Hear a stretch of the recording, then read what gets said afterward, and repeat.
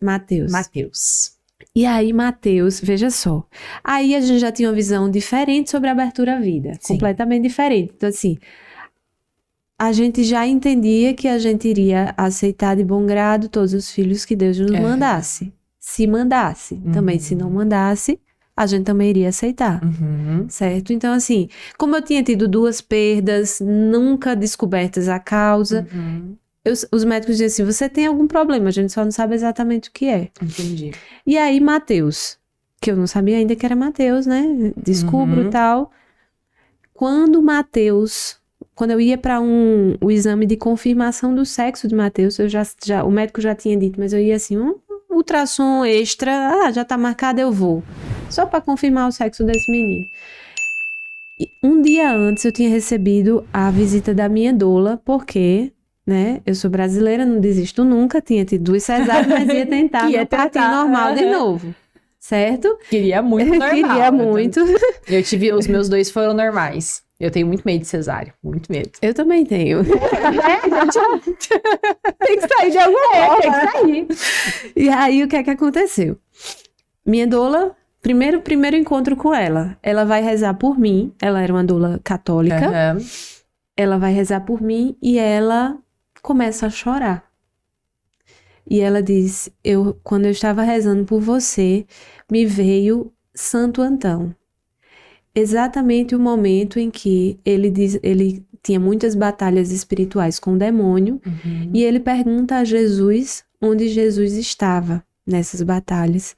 E Jesus olha docilmente para ele em seus olhos e diz, eu estava aqui o tempo todo, eu só queria te ver lutar. E ela me diz isso, chorando, e eu guardo aquilo no meu coração. No dia seguinte, eu vou fazer o exame. Quando eu chego no exame, o que é que eu escuto da médica? Assim, primeiro que o exame demorando muito. Eu já sabia de coração só pelos exames do meu esposo, então assim, o negócio alguma coisa tá errada e é coração, e aí eu pensava, ele deve ter a mesma coisa que meu esposo. E esse exame foi o exame, o de eco mesmo? Ultra normal? Ultra comum. Porque Deus é tão bom que ele botou uma médica que estava fazendo muito especialização. Porque hoje, eu não sei se essa situação veria naquela outra que faz no eco. Do eco, do coração mesmo, né? Só que o eco do coração é com 24 semanas. É mais lá na frente. Eu tava com 17. Olha só. Eu tava com 17. Essa médica, ela estava fazendo especialização especificamente na doença que meu filho tinha. Nossa Senhora. Acredita? Como Deus é impressionante. bom, né? E assim, eu não a conhecia, era a que estava lá disponível. Então... Isso já tinha plano nessa época? Eu já tinha plano, nossa vida já tinha dado uma melhorada, exatamente. Com seu esposo no marketing, você Isso, com você exatamente. Já tinha feito alguns lançamentos, já estava um pouco conhecida na internet, devia ter ali, sei lá, uns 20 mil seguidores por aí, nesse momento. Já estava... E aí, quando ela estava demorando, meu esposo já começa a alisar minha cabeça, como se dissesse assim, vai vir bomba. Se prepara que vai vir a bomba, né? E aí a lágrima já estava aqui, ó, no cantinho, só esperando a notícia. Doutora, pode falar, doutora. Aí ela disse, não, aí a gente foi dizendo, é alguma coisa no coração, meu esposo tem problema, e não tirava o olho. Qual o problema dele e tal, e falando ali. E aí ela disse, eu preciso chamar outra médica, e aí ela pediu para a ecocardiografista, não sei se fala assim, que estivesse lá disponível, fosse lá para a sala, que ela estava precisando de uma segunda opinião. E ela disse assim, se eu não der essa resposta a vocês hoje, eu não durmo. Como é que a gente fica ao escutar isso? Eu acho que essa parte é a parte mais angustiante pra gente, né? Sem ter resposta. Porque eu lembro que quando eu fui receber a notícia que não ia desenvolver a gestação, eu fiz um exame e aí ela falou, não, tá muito cedo, vamos fazer daqui uma semana. E aí foi uma semana de angústia. Nossa, e daí nessa semana... Nessa outra vez que eu fui fazer, porque como era uma mola, tinham várias coisas lá dentro do saquinho gestacional, né? E aí ela ficou um tempão, e aí ela chamava outras pessoas, vieram 3, e eu não sei como foi a tua acolhida, né, com essa médica, mas comigo, eu era só mais uma ali em cima. Eu tinha plano de saúde, era um plano bom, mas a clínica eu era só mais uma pessoa. E foi uma notícia assim, muito, tipo, não desenvolveu, infelizmente, conversa com a tua médica, tchau.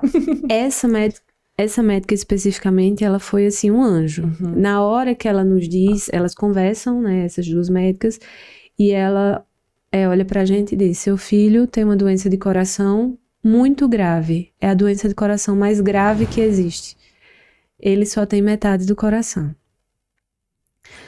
A chance, depois, né, algumas coisas a gente foi sabendo depois, também é uma doença considerada incompatível com a vida. Em alguns manuais ela ainda é considerada incompatível com a vida. E a chance de sobrevivência dela passa por uma tentativa médica de reconstrução do coração em etapas. Então, seria uma série de cirurgias programadas. Na minha região, Nordeste, nenhuma cirurgia funcionou até hoje. Então, se houvesse alguma chance de sobrevivência... Aliás, eu acho que no Rio Grande do Norte, parece que eles têm algum centro específico que tem começado. Mas, assim, Paraíba, Pernambuco, nunca eles conseguiram. E aí ela diz, a única chance é se forem para São Paulo, tem 2 equipes lá que têm obtido sucesso e que se a criança conseguir sobreviver a todas as etapas, imagina, eu tinha visto meu esposo fazer cirurgia de peito aberto, visto a recuperação, agora imagine um bebê com 24 horas de vida fazer uma cirurgia de peito aberto. E aí, Matheus nasce na Semana Santa, ele estava programado para cesárea, ele estava programado para nascer depois da Páscoa, na segunda-feira depois da Páscoa. Ele nasce, vai imediatamente para a UTI, com 24 horas de vida, ele faz a primeira cirurgia, muito grave, assim, né?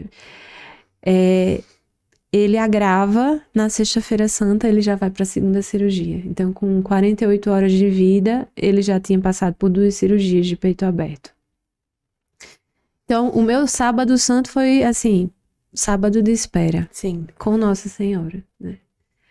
E foi assim por 30 dias, porque Matheus, né, lutando ali por 30 dias, por diversas vezes a gente achava que ia perdê-lo e ele conseguia, e ele conseguia. Eu repeti uma frase, que era uma frase de Chiara Corbella, que é assim, não há desgraça, meu filho nasceu pronto para o céu. E eu falava sempre isso.